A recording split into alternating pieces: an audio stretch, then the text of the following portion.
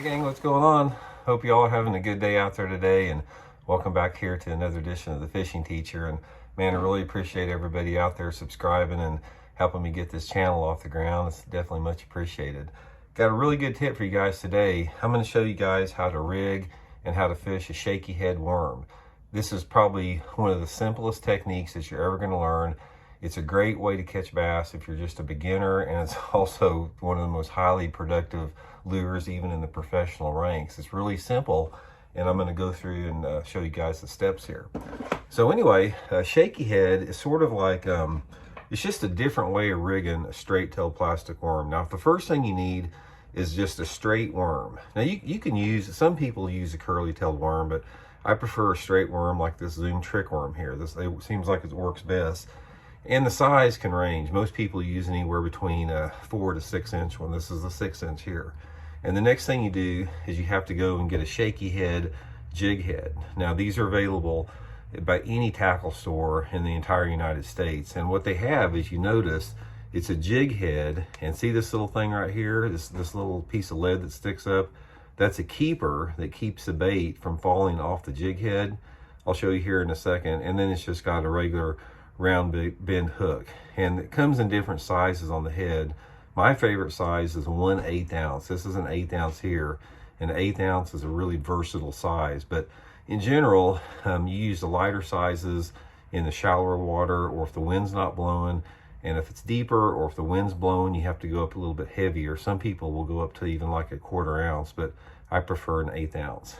So the next thing you do is take your worm, and you want to come in right on the head of it. Now, one of the things I like to do, guys, it comes on a little easier. I just take it and I wet the mid part of it here because it slides up easy. So come through the head of your worm.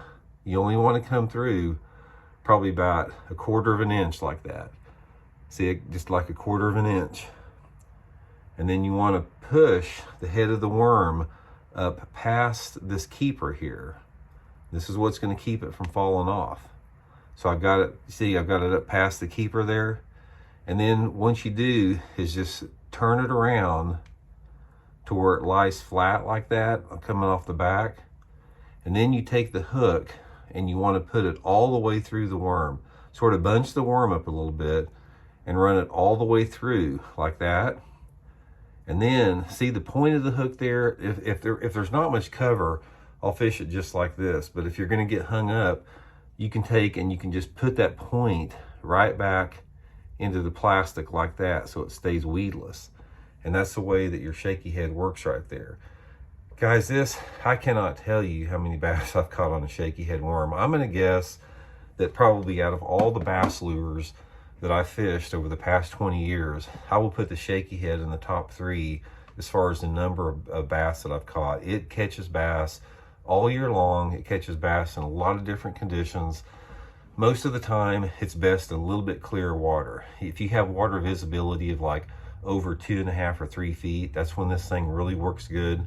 Most of the time, I like some type of a green pumpkin or watermelon color. If the water's dirty, like I say, if the water visibility is under 2 foot, I may go to a black or a June bug. But my favorite is just like a green pumpkin or a watermelon on an 1/8 ounce head. Now I fish it usually on a spinning outfit, or always on a spinning outfit, 6 to 10 pound test, Seaguar and VizX line. Most of the time I'm using 8 pound test. I feel like 8 pound test is about the biggest, or about the best line size. And you fish it everywhere, guys. You can fish it just going down the bank. You can fish it on points. You can fish it around boat docks. Since it's weedless, you can fish it around brush piles or stumps. And it's just a really good way to catch bass that are not feeding, not actively feeding, because it's a real subtle presentation. So guys, anyway, just go through it, get you some straight tail worms, get you some shaky heads, and you're definitely going to get some bites on it. If there's any bass in the area that you're fishing, they will bite a shaky head. So hope to help you guys catch a few. We'll talk later.